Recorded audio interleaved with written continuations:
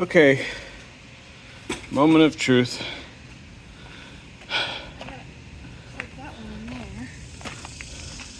We had an electrician come out and swap out our RV plug for a kiln plug. Okay, it's kind of not flat, but I guess it's in there. So turn to low, I guess? Or maybe that thing needs, that's the safety valve? No, this is what, so. When it reaches a certain temperature, it falls down? You're supposed to put your piece of cone or something? Cone, and then when it melts, it like triggers this mechanism, and it releases and it turns off? Yeah. Okay. I guess we could just, I wonder which one we do first. Does it matter? Don't see any lights.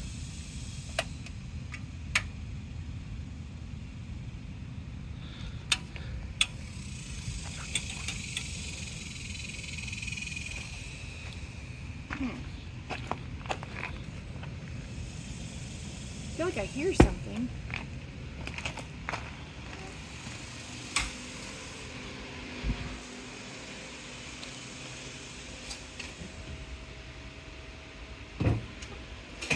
Breaker's on.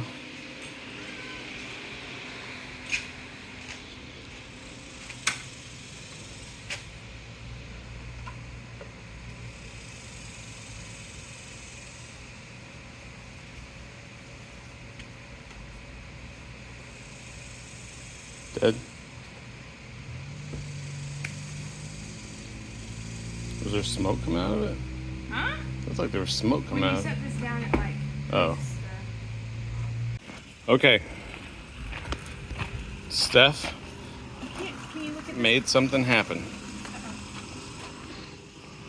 Can you see the red light? Yes. You can see it's on, yeah. So it was this white button, huh? Yeah, the white button, but watch. See how that, when this falls, this clicks off? Yeah. It turns all of this off. So pushed in means on. Yeah. So, and when the thing comes down, it lets it out. Yeah, when this, because look in here. I'm going to get so many comments saying, you need to research before you do this, but listen. Yeah. See this down here? I did actually look at a lot of things on. Oh, you can smell it. Mm-hmm. It's definitely burning. Yep. And it's hot in there. Just from the little time I had it on. But this little... That's the sensor. This little button thing... Or button. Yeah. Kill switch. Yes. Kill switch, engage. Is that what you're saying? Yeah, Kill switch, engage? Yes. This is Adam Dean. This is Howard. Kill switch engage. Yes. Yes, that would be us. But anyway, when that falls, when this little mechanism falls underneath to the right temperature, this will, because you have to put the counterweight. Yeah. On that to hold this down in place. Gotcha. Over that, right? On the inside. On the inside. Okay. And this button will be depressed. Okay. And then this little knobby thing, this knobby counterweight falls off and clicks this underneath, and this pops out. Yeah, turns it off. Turns it all off. That's why it's called a sitter, right? Because it is, yes. But it does it for you. Yes, but you're still not supposed to leave it unattended. Yeah.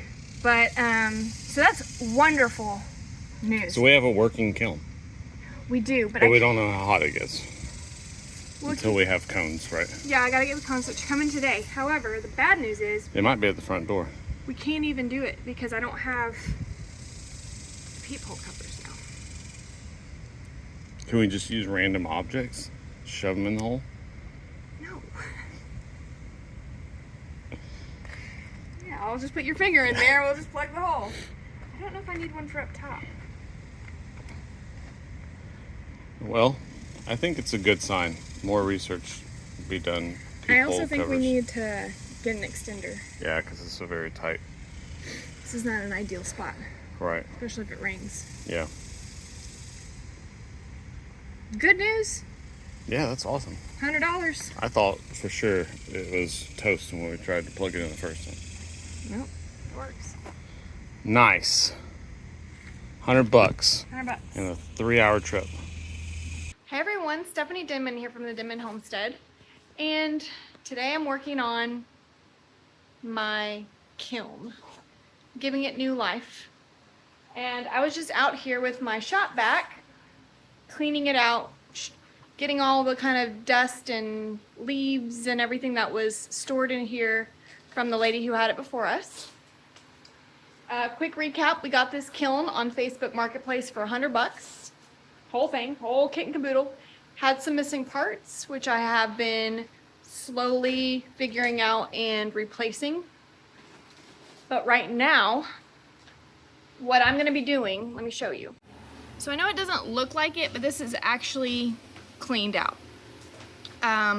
There's some, this is like staining or something. It's not actually like dirt because I've vacuumed everything, even in all the heating elements. Something that I'm a little bit concerned about is some of this, these bricks have chipped off, and she gave me some kiln furniture, which I'll show you guys in a little bit, that had some of the broken pieces off in it, and I just need to order some brick cement repair for kilns. I don't have that, so one of these days I'll get that. I don't think they're so bad that it won't actually function, but we'll see. We'll try it out first. I replaced these cone supports. These cone supports were missing, which you need to have this function properly. I have purchased, but I've not yet used it, a kiln wash, which I think you can kind of see at the bottom here. It almost looks pinkish. It looks like they've actually applied a kiln wash once upon a time. You can kind of see an outline of, because this is off center, this is not sitting correctly on the foot of this, so once I pull it correctly, it'll be flush on the bottom the way it should be. But a kiln wash essentially just helps your pieces not stick to the bricks as they fire, as you cook them. So anyway, I've got kiln wash I'm going to reapply the wash to this thing with. But what I'm mainly concerned about right now are these hinges. So, and excuse the fan, it is like triple digits today in the Southeast Texas area, and I have got the fan going because I will die if I don't have it on. These hinges are rusted, and they're really, really hard to open and close. So what I'm gonna do is, I've got my handy dandy wire brush attachment, and I'm gonna gently wire these hinges to try to knock some of this rust off. And then I'm gonna take a little bit of WD-40 and I'm gonna try to get some of that in there and help with the hinge motion, because currently when I'm opening this up and it's hot, I don't want to mess around with having to touch these so much, because right now I'm having to manually click them into place, and I don't really want to do that when it's a couple hundred degrees.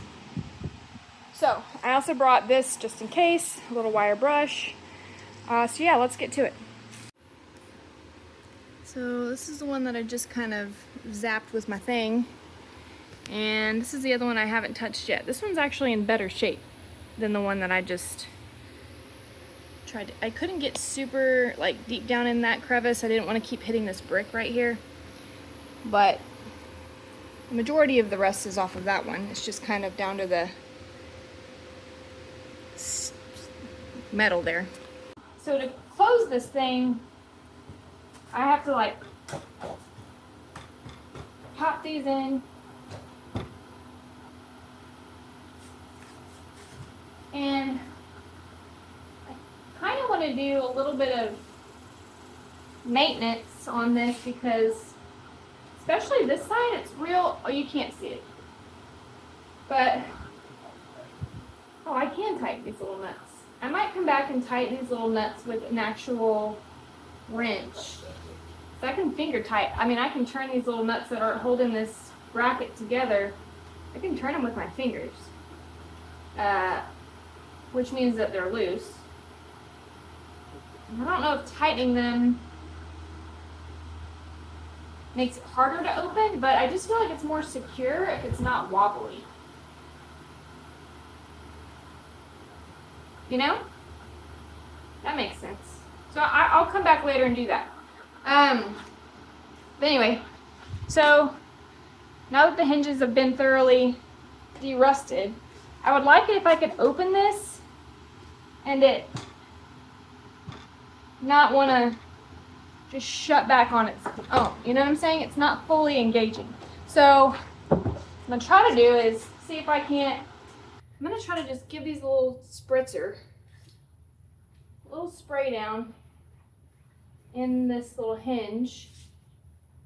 Definitely don't want any of this inside the kiln because I'm pretty sure it's not good for that. But I'm just going to give this little hinge a spray. Maybe around the little screw and nut that I need to tighten down. And then I'm just going to open it and close it a little bit. Get that WD-40 in. That's not... Okay, well that was nice. That worked, but that's not what I want. I opened it and closed it a little too rough. This is my little peephole. These are breakable. That one didn't break. Neither did that one. Thank goodness, I just bought those. Okay, I'm a little bit too strong for my own good, I think. Okay. And I'm no rocket scientist, but if you decide to do this with your own kiln, maybe wait for it all to dry or like wipe off any excess because it's probably highly flammable. I'm not planning on firing this bad boy up right now, so. I will say, it opened better. That side for sure wants to stay. This side for sure doesn't. Wonder how I can...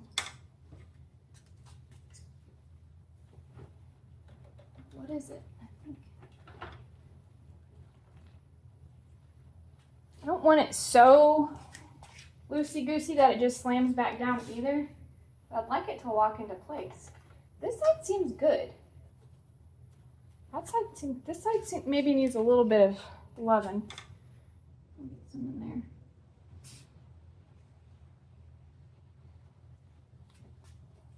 there.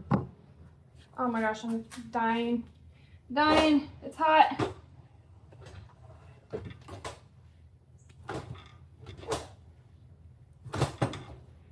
Okay.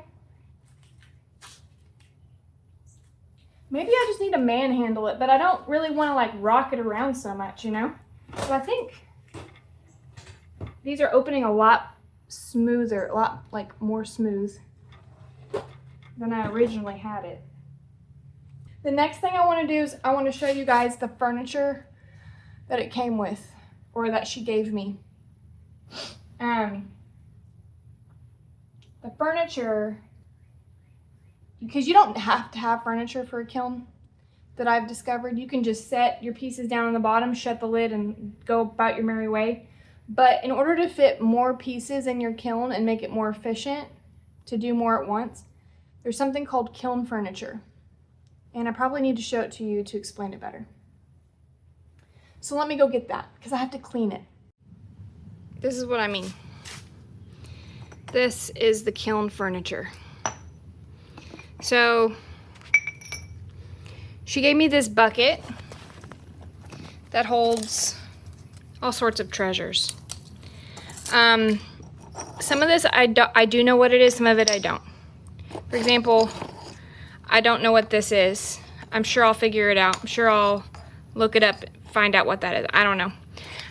But these are the broken bits of the brick. Super lightweight, very porous, but there's some broken pieces in here that I might be able to glue back together if I can figure out where they go exactly. But if I can get these glued, that would be fantastic. Anyway, I need to clean this all out. I'm gonna get my vacuum in here and just start vacuuming everything because the purpose of these is to find the matching ones, find the ones that match the height that you need, because you're gonna need matching ones. See, they're all kind of different heights.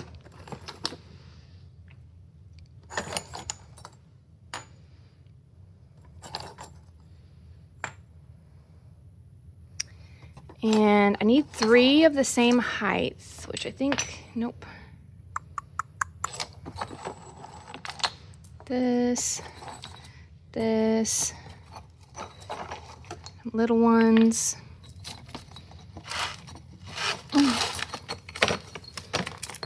Nope.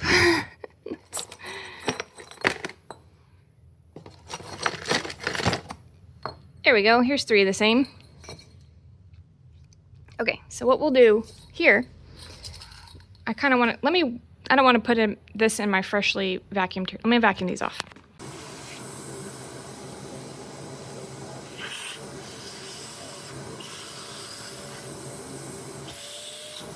I have cleaned out as best I can by vacuuming all these little particles and tubies and shapes.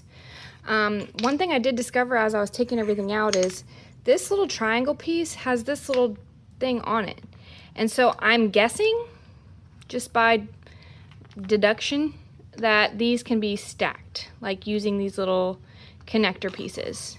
I could be wrong, but maybe they are just like an erector set of, that way you can create your own heights, maybe? Your own stands. I'm still gonna have to research that because I really don't know.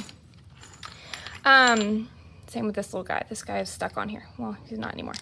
So anyway, this is what she gave me, and I have these 3 little blocks right here. So what the furniture does is you put them in here, like, let's just say, for instance, you've got bowls and cups and whatnot down here, and you want to add more and more and more, but you don't want to weight, like, have so much weight stacking on top of everything. So then you can add in your furniture pieces. You just got to be careful that you don't, like, this has to be taller, which I think it is. Yeah, it's taller than this here. So, but then, so you put those down, right? Okay. And then you have your shelf. This is your shelf. And then you just set your shelf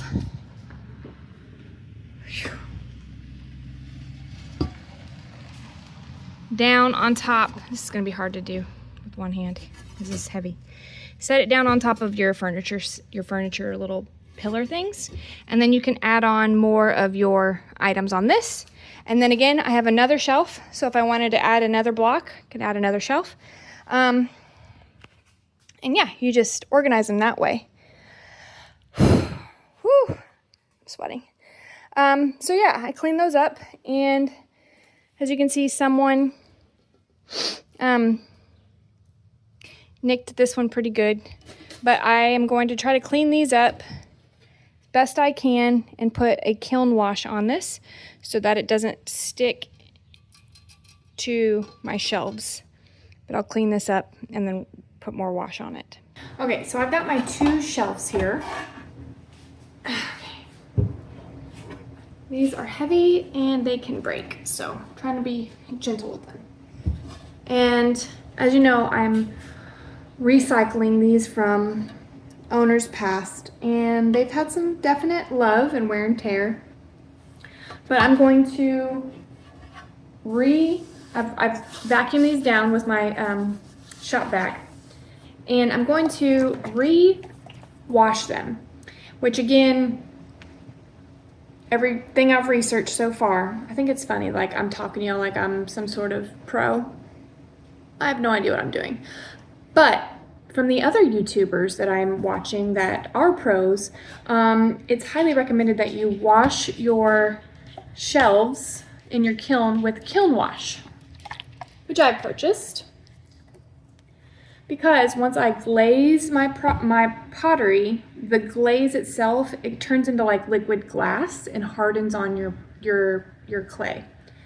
And if it drips onto your shelving, it becomes then one with your shelf. You have to basically break it off your shelf, which based on some of this that I'm seeing here, is what happened to others. So I bought this liquid kiln wash by Penguin Pottery. I got it on Amazon. Had good reviews. I'm wondering if it's saying I need to bisque fire these shelves after I wash them. I guess maybe to like secure the wash to it, which is fine because I plan on doing a test firing before I put any pots in there, just so I can make sure that the heating element's correct. So I'm gonna mix this up because it says it's like paint, so you have to mix it well. I'm gonna mix this for a little bit, and then I've got these cheap I paid $3 for these, for all three. Got these cheap paint brushes, and I'm just gonna use one of them to paint this on my shelf.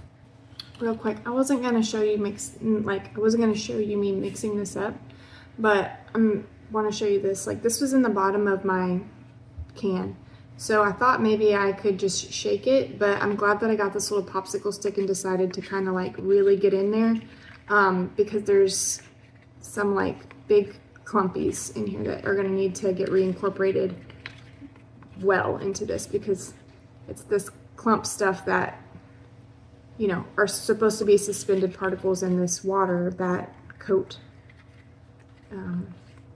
the shelves. So if it's not well incorporated, it's not going to work. Okay, I'm not feeling any more big pieces or clumps or anything, so I think we're good. I think it's all mixed in there pretty good. It's very, very thin. I don't know what I expected. It's not near as thick as paint would be. It's just like a thin downed paint. I can't explain it like here. The popsicle stick probably doesn't help because it's also the same color, but it's super thin. So I'm gonna do one coat at a time. Probably do 3 coats and wait for it to fully dry, and then do the next coat after that. So let's just get into it. And I also noticed in the kiln itself that it looked like they washed the bottom of the kiln. So I'll probably do that as well. Well, that makes sense because you actually put pottery sitting on the bottom of the kiln, like the brick. So I will also put this wash down on the bottom of it. It's just, I don't know if it's gonna dry a lighter color because this was like, see how this is white and this is like now beige? I don't know if it's gonna stay beige. It looks beige in this little container, so maybe it'll just turn it that color. Maybe once I fire it, when I bisque fire, it'll change color, because that's what they do. They change color. It is nice though that it is a different color, so that I can make sure that I am getting all the white initially covered first. I wish there was a product, or maybe there is, and if you know about it, let me know, that I could come through here like almost like a mud, like a sheetrock mud, and fill in these holes and gouges to make it like a nice even shelf. Maybe I'm being extra about this. Maybe once I start to actually do stuff with pottery, I'll be like, what was I thinking? Wow. I don't know. I'm going a little bit thicker in the gouge places where it's like deeply, there's like cutouts in this, because I want to make sure that this gets in there. Because a thin coat doesn't really get down in the little crevices that have been notched out from previous works. I don't know how long it's going to take to dry, but this one over here already looks like it's kind of dry. But I'll just give it, I don't know, maybe 30 minutes in between coats. Just a quick update. This is still the first coat, but it's been maybe 15 minutes or so, and it is starting to kind of patchy, dry white. So that's a good sign. At least it's an indicator that the it's drying. So I guess when it's all white, that's when I'll apply. Luna's drinking her water. That's when I'll know when to apply the subsequent coats, when this kind of lightens up. On the Denman homestead, where the sun sets golden in the west, we live in harmony with nature, doing what we love best. From the garden to the kitchen, and the bees inside their hive. On the Denman homestead, come along and plant, nourish, thrive.